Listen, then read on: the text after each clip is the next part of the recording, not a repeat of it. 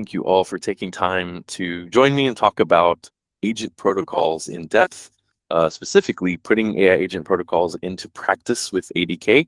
Um, Absolutely love doing these AI camp events and getting close to developers. And so hopefully you can take some of my learnings and working with a lot of these protocols. And we'll be using the ADK agent framework. But a lot of these protocols obviously are abstracted away, so you can plug them into whatever work you're doing, even if you're not using an agent framework. These are all actually useful ways to think about a lot of actions that agents will do, and how you can benefit from them. And if you're anything like me, you've probably seen a bunch of these protocols and read the websites and thought, why are there so many protocols coming out? How do I use them? What do they really actually do? So I spent a lot of time behind the scenes in the past few months, really digging into these protocols and exercising them and asking hard questions.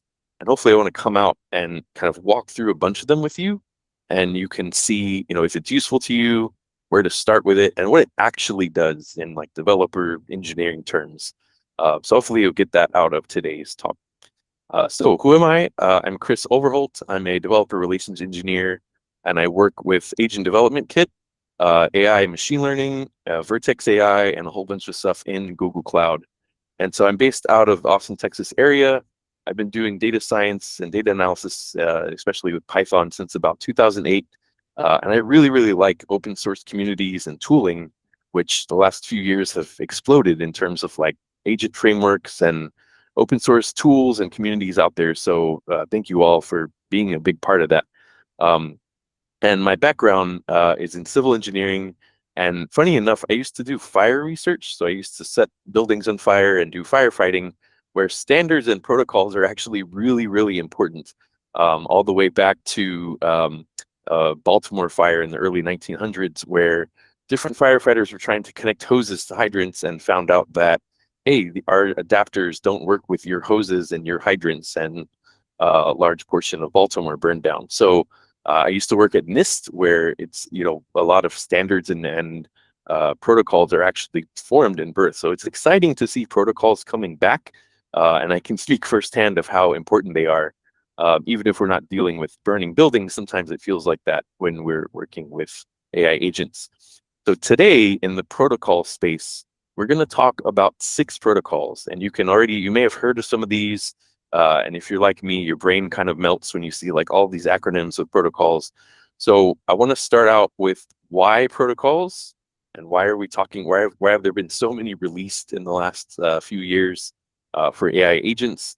And we're going to walk through 6 protocols in particular that are fairly important and non-overlapping, right? So these are actually can be used for specific purposes. You don't have to layer them on each other. They're actually designed independently, but they can interrupt.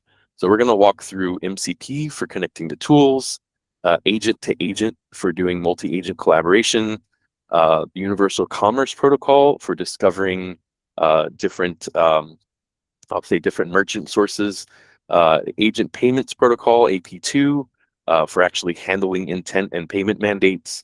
And then we'll get into higher level UI, right? So we'll talk about how to use generative components to render UI. And then we'll talk finally about streaming events. So hopefully we'll start with a familiar space like MCP A to A, start to get into some payment protocols, and then end up in the UI. And we're actually going to build these one on top of the other. So you need to see how they work and what exactly they're adding at a given time. So let's start with an overview of protocols. Why are we talking about protocols so much in 2026 and last year, 2025? This is a question I kept asking myself. Like Google and others kept releasing these protocol specs, which seemed odd, right? Because we're used to pushing products or open source frameworks and tools, not low-level protocols. Of course, there are really important protocols that have been around, like things like RPC for sending information around, and then of course a bunch of older network protocols that run everything we do online. So why were there so many protocols coming out? This is really because AI agents by themselves are actually surprisingly limited, right? If you've used Agent Development Kit or LangChain or LangGraph, you've probably seen like your hello world is basically an LLM wrapper, right? And it puts your LLM in a loop that says, hey, here's your instructions, here's your model, maybe here's a couple of tools. That's it. They can answer questions. A couple of years ago, we were talking about RAG architectures. They can call a tool or two and like look up information. But as soon as you need agents to collaborate or pay for something or show a real UI on the front end or stream results, you kind of hit a wall and you find yourself either doing lots of prompt engineering or really fighting with the agent loop or writing a lot of boilerplate low-level code that you feel like you shouldn't have to write. I remember a couple of years ago, like transferring control from one agent to another was a really hard problem. And it's something that LangChain and even the agent development kit is going through right now.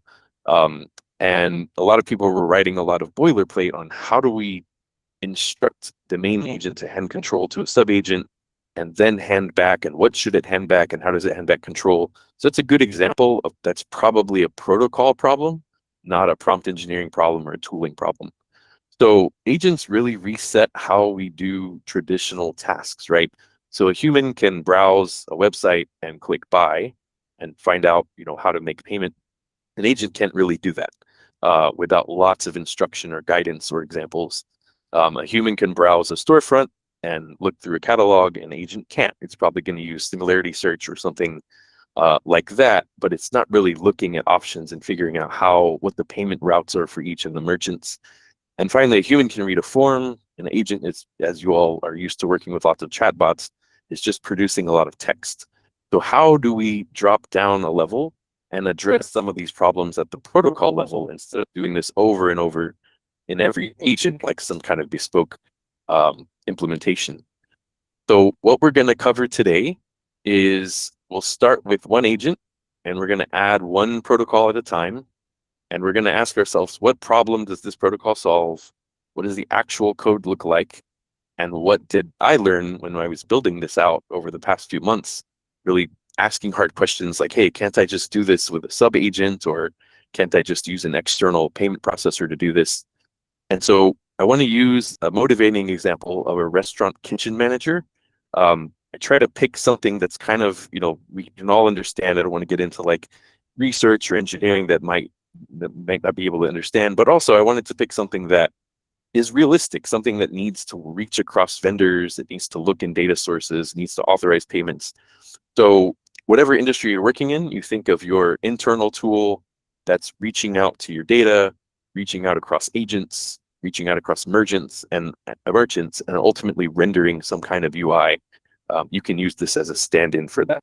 So on the right side, we're actually going to build this agent layer by layer and walk through, and you can see at the top, we're going to start with a prompt where the agent has 0 protocols, 0 tools, and it sort of just hallucinates and says, yeah, sure, here's today's order and I'll order it for you. And it's not really doing anything, versus using each protocol one piece at a time to really fill out what we're trying to get the agent to do. So one more time, the 6 protocols we'll cover, and I want to be super clear about this because once we get into them, you might be like me and get lost into one particular protocol. So we're going to go in order here, and the order is kind of intentional. We'll start with one that we'll start to get into payment processing, and we'll end up in higher level UI. And so we're going to walk through MCP for tools and data, agent to agent for multi-agent collaboration, UCP and AP2 for different parts of the commerce and payment lifecycle. And then finally, we'll round out with A2 UI for generative UI components and AGUI, agent user interaction. So if you take away one protocol and learn deeply about it and use it, you've made me happy. If you take away 2, even better. If you take away all 6, you've mastered something that took me months to learn, and hopefully I can convey a lot of that to you here. At least you'll know when to go to a certain protocol for what. But to be clear, this is very, very dense and took a lot of behind the scenes work just to make sense of like when to use these. So don't feel bad if you're lost and have to rewatch this once. There's a lot of banging on things that's going on behind the scenes to make sense of all this. Even for us DevRel that work at Google, it's a lot to take in. So let's start with protocol number 1, MCP, Model Context Protocol. This is probably something you all know about, have used, maybe are even using right now in your agents. Maybe you've even moved on because you've seen a lot of the criticisms about MCP using a lot of token usage, but it's a good place to start because it poses the problem of how do agents use APIs and existing tools. So the problem that MCP solves is I have an agent and I need it to use external tools, external to the agent. These may be internal to your company, right? These may be databases, email tools, knowledge bases that you have in your company.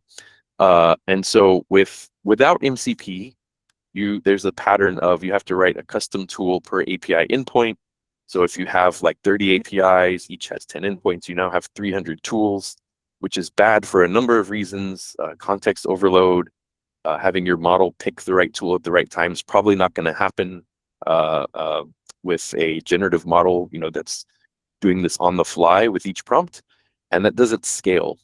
MCP came in as model context protocol and said, hey, if we instead of writing one tool per API and like hard coding those as tools, what if we gave an MCP server to your agent, and your agent could then discover dynamically and say, hey, these are the tools available, and they really just act as a mapping to an API server that the transaction actually happens on. So here, the idea is your kitchen manager agent probably needs to know about your data, like your inventory, databases. You can use something like the MCP toolbox that connects to things like BigQuery or Cloud SQL or Postgres. It probably needs to know about different knowledge bases you have. One example is Notion. There's a bunch of others like Atlassian, Asana. It probably needs to be able to send emails and track delivery. So there's things like Mailgun and other providers. So there's three totally random examples of MCP servers you might use. And again, you may have seen criticism about MCP, floods a lot of the context that you might not use.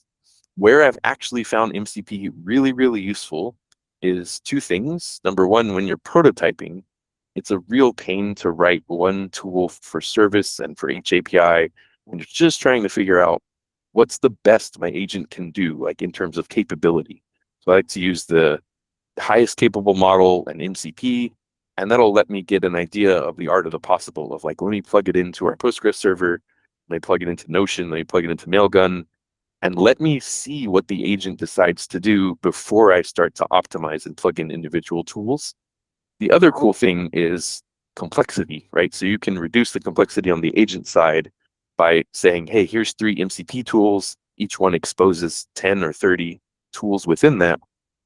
And a lot of those are remotely managed, like a remote MCP, by the vendor themselves. So they've taken time to write the system prompts and the tool descriptions and map that all out for you, so you're not running into that while you're prototyping. So let me jump out of this, and I'm going to go over to a sample notebook that kind of serves as the backend for this talk. I'll give some links at the end that have sample code and things you can grab for this. So basically, I'm going to scroll from the MCP section and say, okay, what does the code look like? So in Agent Development Kit or your favorite agent framework, there's probably some kind of MCP tool set. And that's what we're showing here. These are the actual classes you would use in Agent Development Kit. So we have MCP toolset. We have ways of connecting to MCP with standard IO, with SSE, and with other protocols behind the scenes. And you basically will connect to an existing MCP server. The common patterns here are to use local MCP, where you're spinning up a Python or a JavaScript library that then kind of maps out all those API routes. Or you're connecting to a remote MCP, where you're just grabbing all of that. And then ADK or your agent framework will kind of ingest and use all of those. So what does the code actually look like? In ADK, you typically import MCP toolset and a couple of other handlers for things like connection parameters.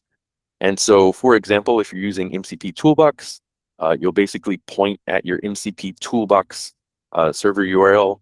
If you're connecting to something like Notion, here we're using a local MCP with their official MCP server library and a token.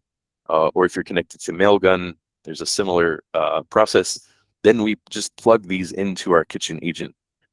So Super easy to do, especially when you're prototyping. You don't have to write a line of API code or anything.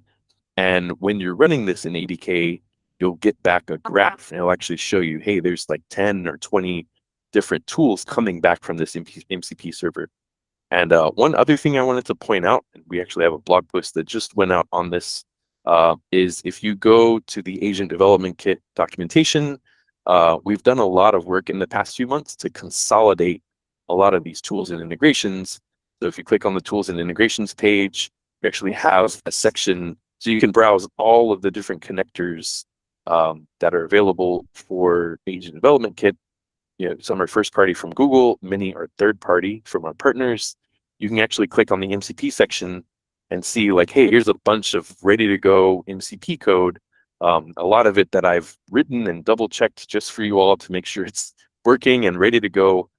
So for example, I could click on PayPal, tells you a little bit about it, and most importantly, gives you code snippets in Python and TypeScript for how to use those. So you can pull this out and run this in your ADK agent in like less than a minute as soon as you plug in your access tokens and things like that. So check that out if you haven't already. It's really, really easy way to get started with MCP. So like I said, I started with a place we all know, MCP, and now we're going to keep going a little bit more into other protocols. So next up is a protocol you may have heard of, you may have used, called agent to agent, and it's all about multi-agent collaboration. Let's dig in a little bit more into what that means. So let's say that I have a pricing agent and an inventory agent that are made by different teams. They might be made in different frameworks, different languages. They can't talk to each other, right? There's no built-in interop or way for different agents to talk to each other other than you building those routes out yourself or by adopting agent to agent.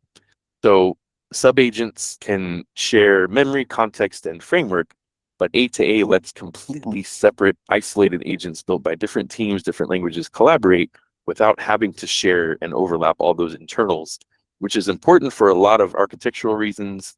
But you can think of this as like you have two different companies or two different departments that are pushing agents. How do we make them play well together? Agent to agent is a spec that helps and a protocol that helps with that. There's an SDK. It's actually built into ADK, just like MCP. The idea here is that each agent will serve an agent card at a well-known location. And this JSON will basically have your agent discover each other by URL and then delegate to each other via send message.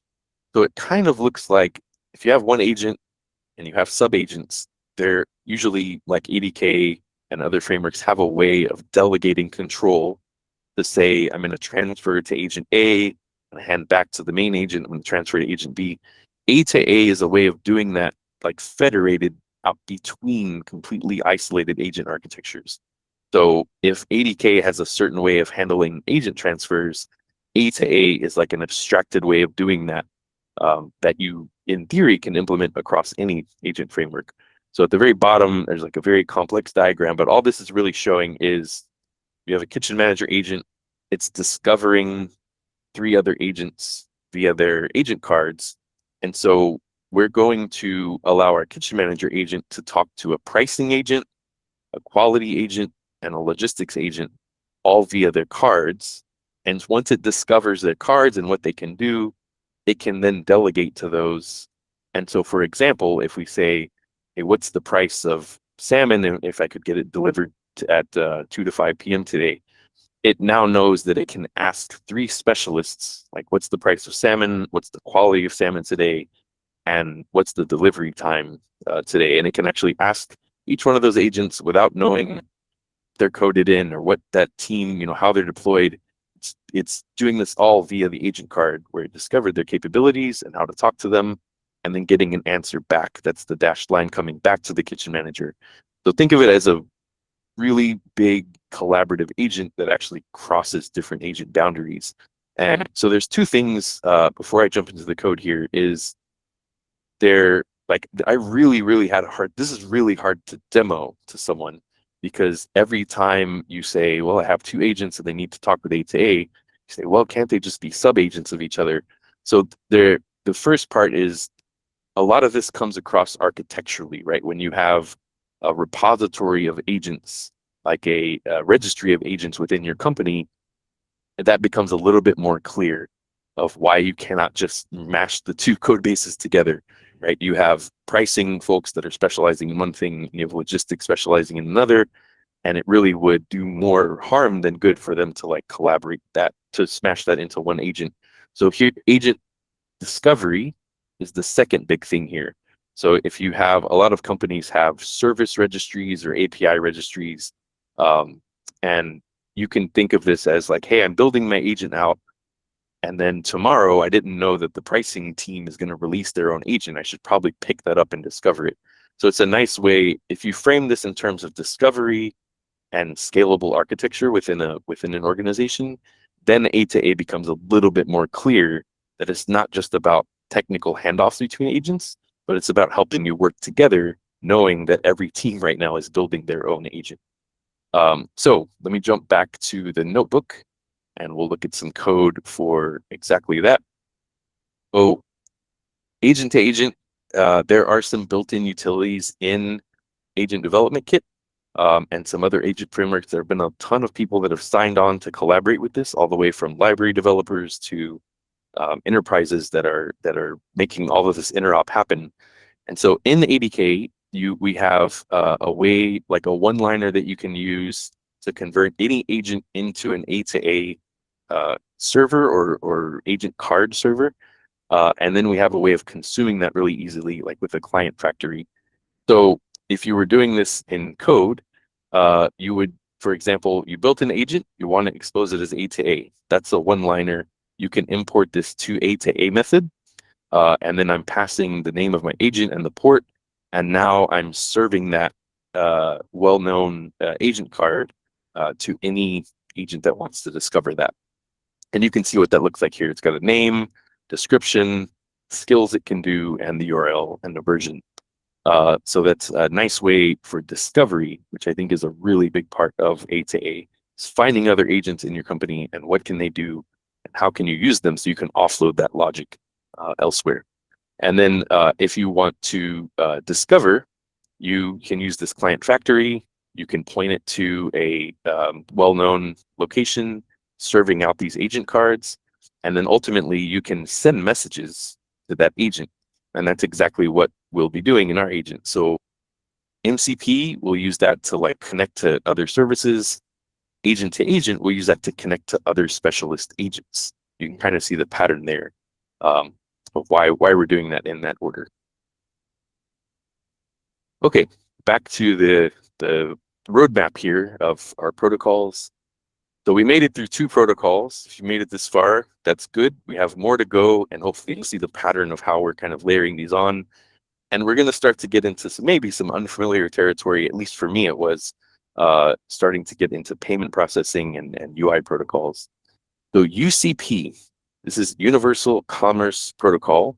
And really what this does is set up a way to make the world, just like APIs did for backend services, UCP makes the world of commerce a little bit more structured for agents to discover and explore different commerce endpoints.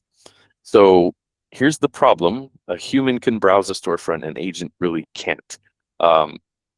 Traditionally, like the way of solving this, even used today, is browser-based agents. And those are really capable and really awesome, but a lot of complaints are that they use a lot of tokens, that they're slow, and that they're really doing really complex workflows. So I consider that like a very useful tool, but a different branch of what we're talking about. What we're actually trying to do most of the time when we're building agents is have it very efficiently look at a merchant and figure out like what are the merchants I can purchase from, how do I instantiate those transactions. So traditional e-commerce assumes that someone is looking at a web page, whereas an agent really needs a machine readable product discovery. This is more than just a product listing API. This is more like what merchant is there, how do I transact with this merchant, Is this an approved merchant that my company can buy from? Things like that.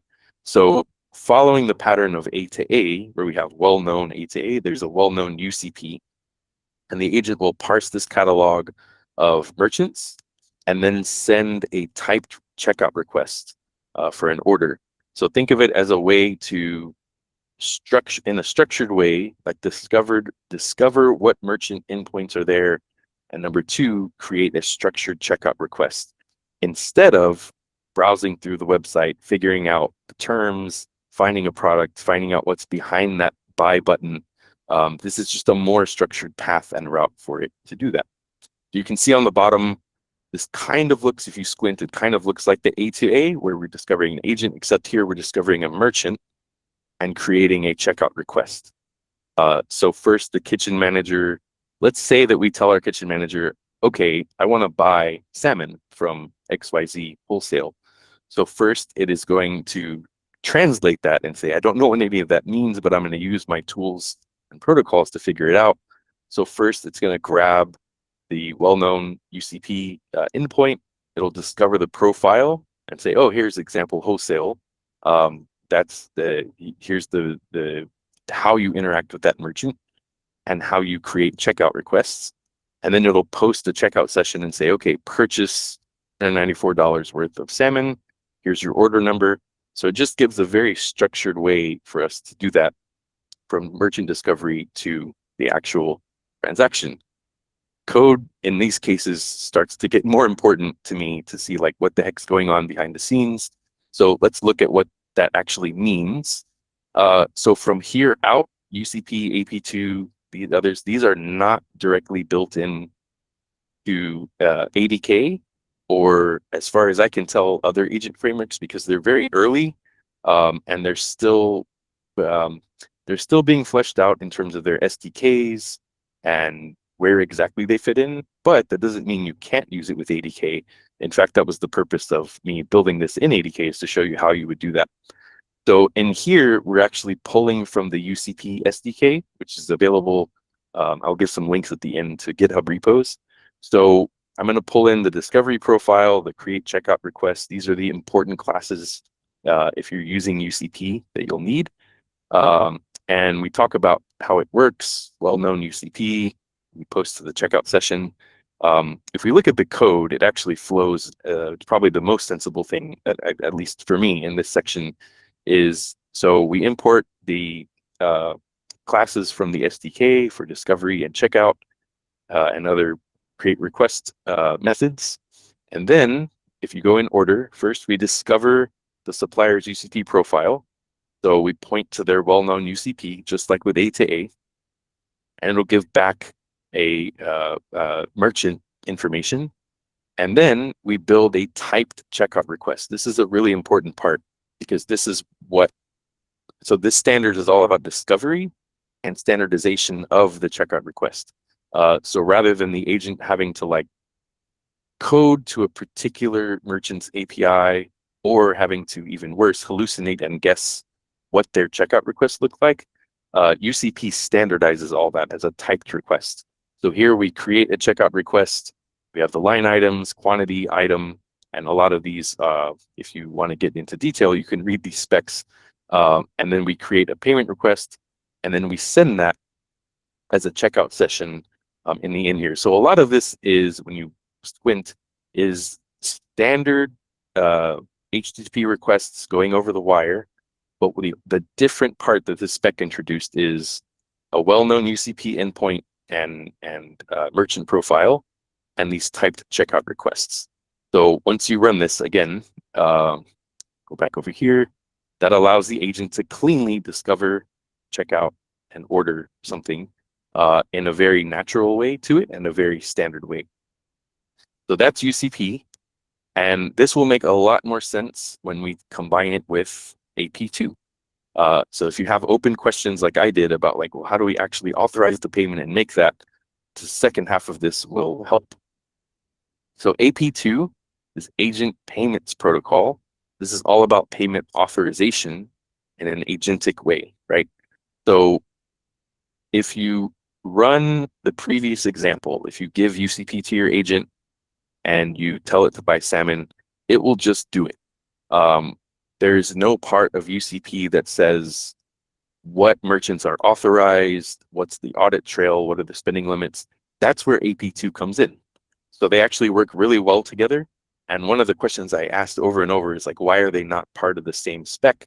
Um, I don't know if I can answer that in a few minutes on this webinar, but after digging through these quite a bit, you can see how they work really well together in that UCP is all about standardizing the buying process, and AP2 is all about standardizing the authorization process, which of course, as enterprise devs, is like often more important than the actual payment process itself, right?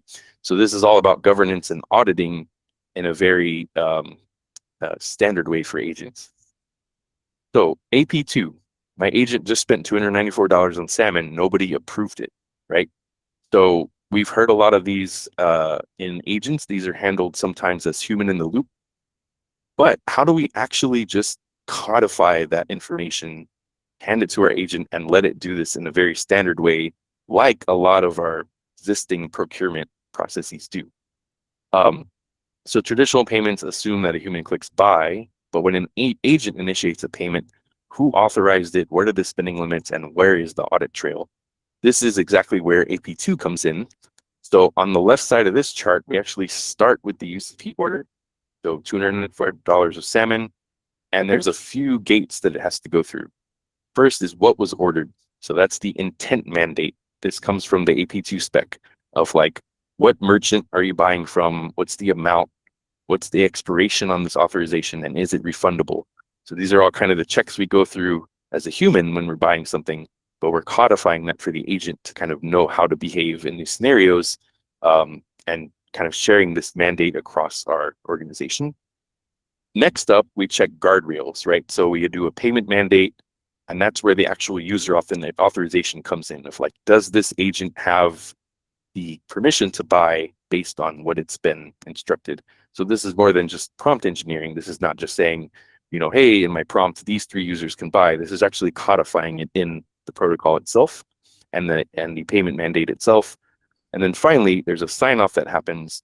That can happen either, because this is a protocol spec, that can happen either as part of the payment mandate, or this can be a human in the loop. So this doesn't negate human in the loop. This actually is a stronger way to say like, hey, if there's an order above $300, like we definitely need to bring a human in the loop. So let's do that from a payment mandate instead of just hard coding those instructions in our agent. And finally, and maybe most importantly, we actually get a payment receipt from this as part of the spec that includes the intent mandate, the payment mandate, and the transaction. So that all comes out, and it's a nice way to do this because this is probably not something you want to be writing yourself or in-house. And finally, as I go out of this section and go to the code for this, one question I ask myself is like, why can't we just use an agent with an existing payment processor? And it's because, payment processors are still catching up to the fact that agents can buy things autonomously and are still implementing these specs. So a lot of partner companies have signed on, but there's really nothing off the shelf that you can buy today that implements what UCP and AP2 do. So hence why these sessions are so important, that you understand why these specs exist. And hopefully one day we can buy these off the shelf. But for now, it's good to understand where they fit into your agent architecture. So AP2 has an SDK. The SDK mainly is about type specifications, about intent mandates, payment mandates, receipts. I'm going to jump to the code here, which again makes more sense to me as you walk through this in a linear fashion. So we import these typed mandates. This is the important part. So the restaurant owner configures guardrails. And so what would have traditionally been done as like a human in the loop step or a confirmation step, or really just prompt engineering, we're actually doing that as part of these intent mandates. So this is where we say, okay, here's a natural language description of when you're allowed to buy salmon and olive oil. You can only buy it from these suppliers. You could give a list here of allow listed suppliers. You can set whether it requires refundability. You can set whether it will auto approve under a limit, and then when that intent expires. Then the agent will take this into account when it creates a payment mandate. And so the intent mandate is coming from the restaurant owner saying these are the conditions where you can buy. The payment mandate is coming from the actual order that was kicked off by UCP. So here we can say the payment item is salmon and olive oil. This is the currency. This is the order amount that came in from UCP. We're going to give a response, and this is the merchant. And then the signing happens. So that was our user authorization of like, yes, you can make this purchase based on the intent mandate and payment mandate. And then finally, I think the best part of this is you get the audit trail in this in a payment receipt. So these are all typed steps happening along the way. And I hope you can see after that short code example of like why AP2 is a really good follow-up to UCP. So now our agent has the ability to discover merchants and spend, but also to check whether it's allowed to spend and authorized and get a payment receipt along the way. So I think those two protocols give a really nice end-to-end of something that would be very painful to develop in-house for your agent. Okay, let's go out of payment land because that was very dense.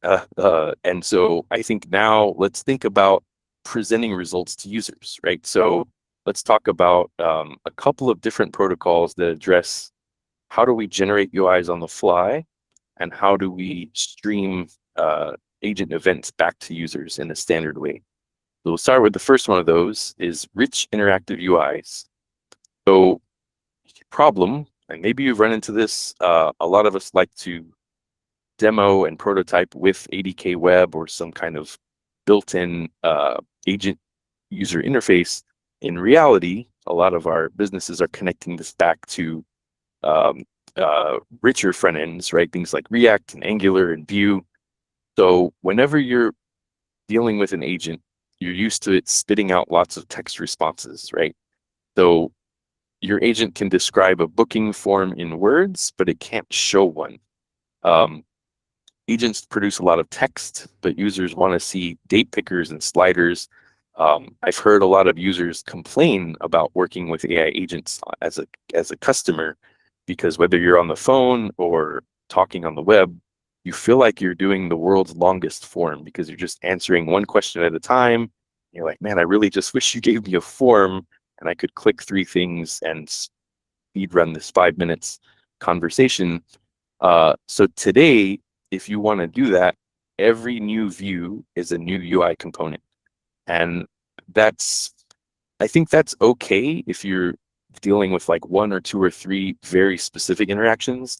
But typically, a lot of AI agents are very capable. And so giving them like 1 or 2 or 3 faces is actually limiting what your users can do with it. So this is where A2UI comes in. And this protocol spec was all about how do we specify a number of primitives. Here in the spec, it's currently 18, and give the agent the ability to serve out these primitives as part of its response. And then our front end renderer can actually put those together in a form. So the TLDR of that is, how do I make my agent not dump walls of text at people? How do I make it speak a UI that actually makes sense for the problem they're solving without having to hard code that UI every single time? So the way that I convinced myself this was really useful is, what if our restaurant manager asks 3 different questions, and one about reordering, one about an order form for a supplier, and one about comparing 2 suppliers, and we want to serve them back UIs that make sense for that without hard coding that into the agent. And so on the bottom here, you have your agent is generating A2UI JSON, and that's found in the specification. And then we transport that.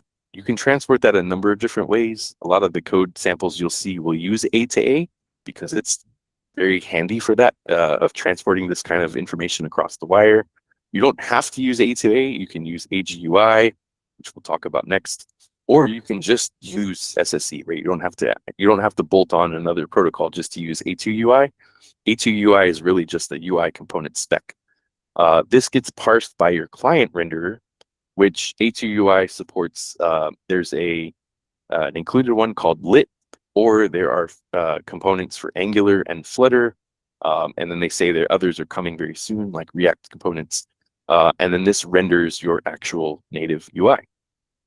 And so what this actually looks like is if you go to our A2UI section. So here, A2UI has 18 different primitives, from text to icons to buttons, message types, flat component lists, and bindings. And what this means is that the JSON payload is what the agent is sending, and then the renderer will actually turn that into the native UI. Without it, you'd have to build out every possible combination of UI and then have the agent pre-fill all of those data components in each response, which is definitely doable. That's what most people are doing today, but they find it very limiting, and they wish they had a better way to divvy out like components that you're sending in the primitives versus the actual data, right? So if you look at this code, this is really like a JSON representation of, let's create a rendering surface. And then the super important part, this is the component tree of like, hey, LLM, these are all of the things you can build out in your response based on what the user's asking. And then finally, the actual data to fill. So for example, if our kitchen manager asks, I would like to see which suppliers have salmon available that can be delivered later today. We'll say, oh yeah, here's the name of the product and the price. We'll render that back in the best way possible, depending on what the LLM decides. Let's see. I'm going to scroll down here. I'm going to run some. This is one that almost the code doesn't do much help. We need to see actually what it looks like in real life. So I'm going to speed run a bunch of these cells that are, and I'll read through them briefly.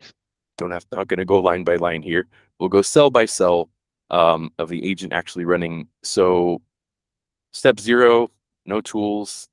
Step 1 is MCP, and we have some mock MCP tools running. Now we're going to ask, you check if we have enough salmon and tomatoes for tonight's grilled salmon. It's going to do those mock MCP calls.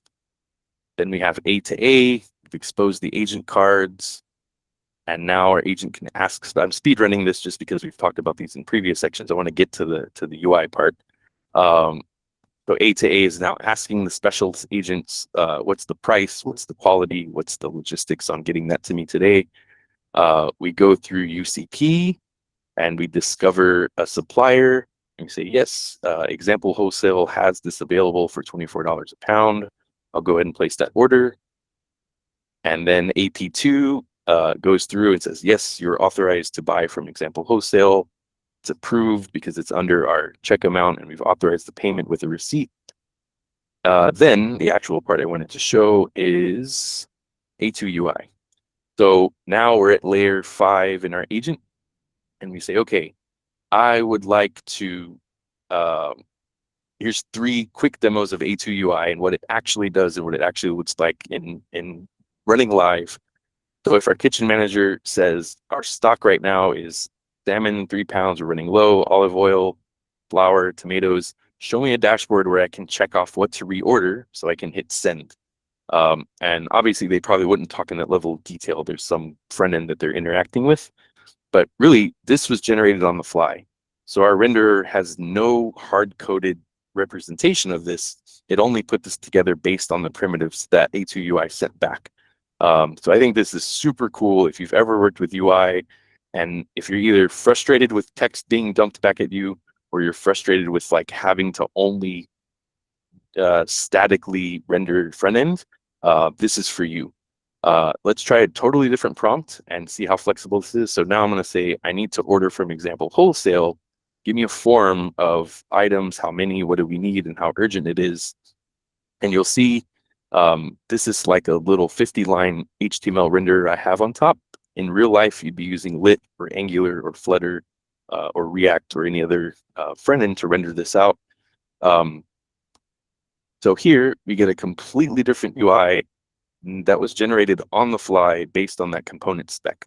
So now we have what items, how many. We even have a nice date picker built in. So this is all coming from the A2UI component spec. This is one of the 18, is a date picker and time picker. How urgent is it? And then submit the order. And then finally, I can say, hey, I'm deciding between two vendors. You give me a side-by-side.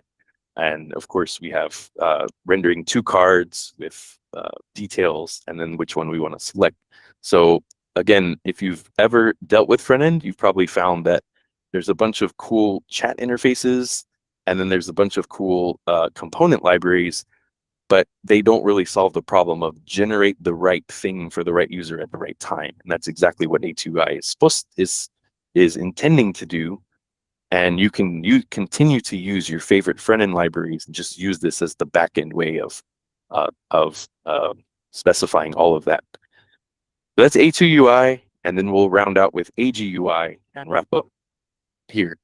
So AGUI solves a different problem than A2UI, despite sounding very similar.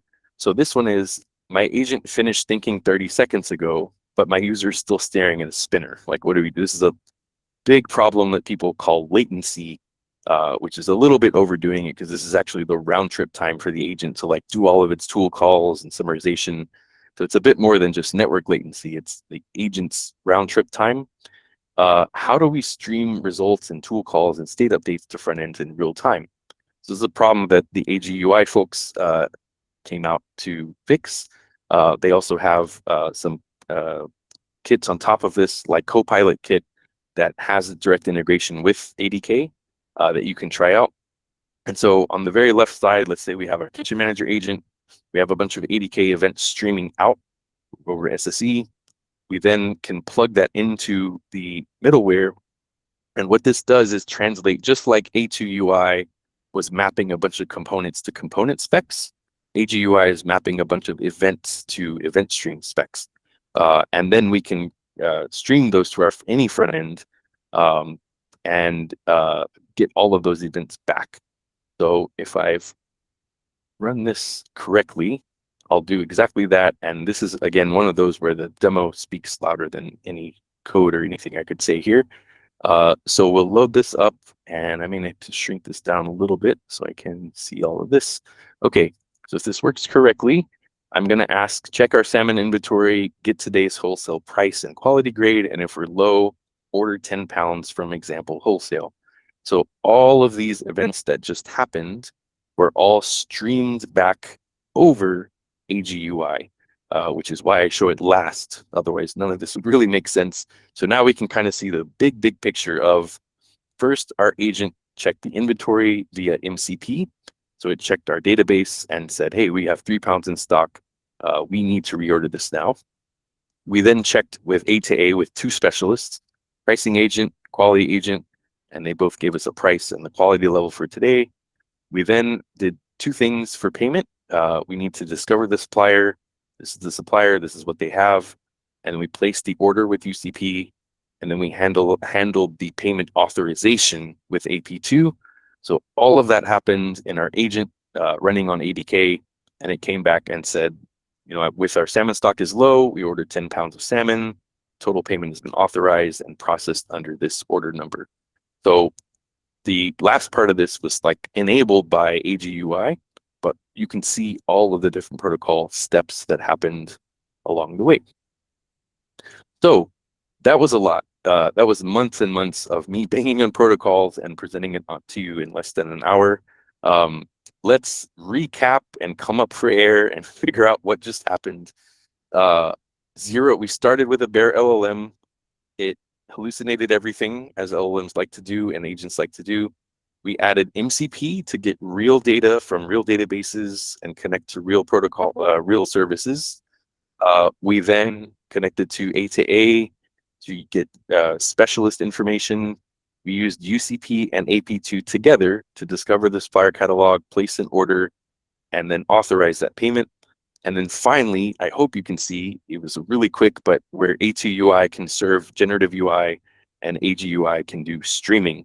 So what happens when you actually put all those together in one agent? You saw it here first. If you're so brave, you feel free to do the same. I'll give you some links in a second. Or if you just want to start with one and go deep, that's okay too. So what I learned is that every protocol here exists because traditional APIs assume a human is on the other end, but an agent cannot click buy, it can't browse a storefront, it can't fill out a form. These protocols fix these broken assumptions one at a time by very, very smart people who have done this before. A lot of these came out of Google and then went to a foundation where they now have 1 or 200 plus collaborators that are now, it's sort of in a coalition. Some belong in the Linux Foundation. Um, it's really cool to see this happening from the ground up. So we started with a bare LLM, and by the end, the same agent can now read inventory, talk to specialists, place type orders, get payment authorizations, render generative dashboards on the fly, and stream it all over SSE. And normally that kind of mega demo is too much, but each one of these has a protocol behind it that you can dig into and see all of the details. By the way, I want to say that none of these protocols require one another. You can just use the assumption that your agents will break today and start there. And most of you will have started with MCP and maybe toyed with A to A, and hopefully you can see where the others fit in and add them on as you need them. So I'll leave you with this, and we'll put all these links in the YouTube video for later. If you're looking for ADK tools and integrations that I showed earlier, don't start from scratch. Please go check out our growing library of first-party and third-party integrations for ADK. Some of them are MCP, others are available as well. You can also dig into the A2A and MCP documentation in ADK. Be sure to check out our amazingly huge and growing generative AI repo on GitHub. There's tons of notebooks on there, especially about MCP and A to A. And for the other protocols, be sure you're going to the official repo.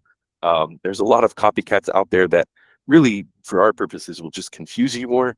So start with the official repos, A to A Python, UCP samples, AP2, A2UI, and AGUI.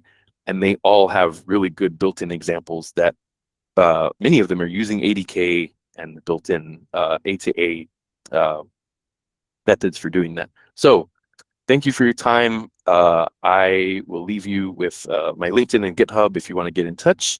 But thank you all for listening to me go deep on 6 protocols. I hope you learned something about one, if not more. And then we will switch over to Q&A in the few minutes we have left. So thank you all so much. Appreciate your time. Thank you so much, Christopher. I think we had several questions in the chat. Okay, good deal. Yeah, let me scan through. Give me a few seconds. Thank you for posting all of these questions here. Let's see. I see a comment about Texas barbecue. I'm very distracted because it's around lunchtime. So thank you for the comment about Texas barbecue. I see a question I'm just randomly picking here. Why can't I just use an MCP to connect to a tool which is already specialized in placing orders or purchasing? I love that question. And I think in my own, awe of really coding with this, I asked that question over and over and over. So MCP, most importantly, is a specification for how does my agent discover and connect to external tools? What it does not cover, and you've probably seen, is authentication, authorization. A lot of that's happening right now as we speak, but it does not get into payment authorization or merchant discovery or things like that in a way that lines up with how commerce happens today. So a lot of companies, and you can look and see the 200 plus people that have signed on to UCP, merchants like PayPal and Walmart and Google all came around and said, there is no standard that actually reaches into merchant discovery and standard type checkouts. So that was the problem they went to solve. You can read through the many 100-page spec to see like how to do that. But in simple terms, as an engineer, I think, okay, MCP solved the problem of service discovery and connection, but UCP solves the problem of merchant discovery and connection. They have their own special types to do that. And because the drift was so far between authorization and authentication, UCP came out strong to solve that problem. And AP2 was a quick follow to say, hey, by the way, to also, instead of just discovering and checking out in the standard way, need these other payment intent and payment mandates to serve along the way.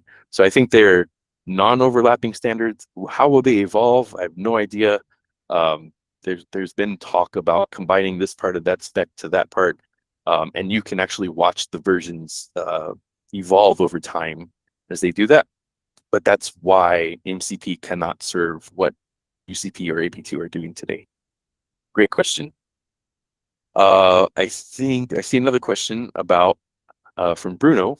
How is the control transfer happening? Is it in the back end, or do we see this in in-flight telemetry or data plane visualization? I think this question was about A to A. And so the way that I think about this is each framework, so I'll talk about ADK, has ways of transferring to subagents. One way is to transfer control by handoff, and then wait for that to complete. And there's different ways you can transfer back to the main agent, or a more, how should I say, the more popular way people have been doing it, just because it's more familiar, is agent as a tool. And so in this case, you give your agent um, you wrap a sub agent as a tool, and there's a method to do that in ADK. And this does the more familiar, like, I have a number of tools. One of them happens to be an agent. Let me hand it parameters. And then when that tool execution is complete, I get control back. What you lose in doing that is you lose the specification of how you want those agents to talk. So you only get that initial tool parameter handoff. You only get tool response. You don't get really any agent collaboration, which I know sounds a little bit fuzzy, but it means you can't really specify the messages going bidirectionally between them. A to A solves this in a totally different way by saying two things. Let me discover an agent's capability in cars that's in a different method than my tools, right? I actually have agent discovery and capabilities. And then I use that send, I forget the exact name, but transfer message or send message method. And it hands that off to a completely different agent. Some of those could be long running and hands back. So I actually get to specify more detail about how I want these agents to talk bidirectionally. Again, that's in the spec. So the actual implementation that you see in the SDK might be different or lagging that a little bit, but that's the intention, is better collaboration between agents without either having to hand off blindly or having to use it as a tool. It's actually intending that these agents will collaborate together. For example, if I invoke an agent and send it a message and say, hey, I need you to do task XYZ, there may actually be some interchange that happens before that handoff happens of like, well, I can do XYZ, but it's going to take 5 minutes, or I can do XYZ, but I'm only authorized to do blah, blah, blah. And there may be some back and forth that needs to happen. Or you may need to actually hand off payloads bidirectionally, whereas a tool wouldn't really do that. So if you, my TLDR is, if you've ever had problems with like agent transfer or multi-agent collaboration or agent as a tool, A to A might help you there, especially if you're working with disparate agents that do not know about each other, where you're very limited in what you can do there. Cool. I can take one more question, or if we're out of time, Masako, you tell me. We can take one more question. Awesome. Good deal. Let me scan for a few seconds here.